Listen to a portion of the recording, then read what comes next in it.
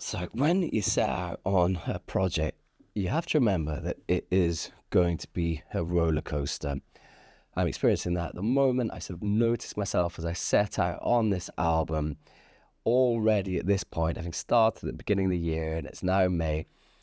You forget so many things along the way that you have to keep on learning, that it's going to take time, that you're going to think it should be able to go faster than it can do, that you're going to be battling for resources of time and money and trying to get the right people in on the project. You're going to have to question yourself. Well, not you will question yourself, and you will wrestle with disappointment.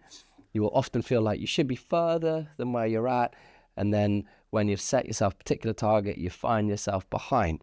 And sometimes you go very far down in the dumps, and of course you have those euphoric moments, and I've had those great moments of the project. And why is it with our human psychology that we focus so much on these deepening, darkening moments, these troughs, and allow those sort of vortexes to suck us in? I don't know why it is, but that it's the simplest way. I think it's what our minds gravitate towards, because our energy in the day is always wayward, and often with most people who are in the creative arts, we're in the long tail. So our energy is always being split between earning our living, family, responsibility, the different tasks that life puts in front of us, the challenges, the pain points. And so sometimes it's like we're trying to summon that creative energy when there isn't actually the primary positive energy that one would hope to have to put into creative life. So as such, you end up going into a sort of darker area, that sort of more Faustian area that has brittle edges and that sort of dark bile, and you're having to go into those powers inside yourself that aren't just coming from the forces of good.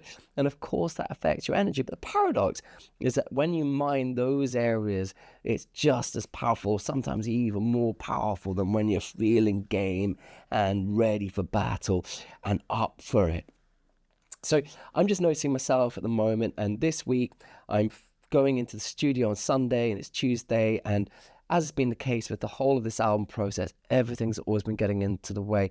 And so I go into the process with a degree of heart. I know the process enough, but also I'm going in with the baggage of some fears, some anxieties. Am I going to get there?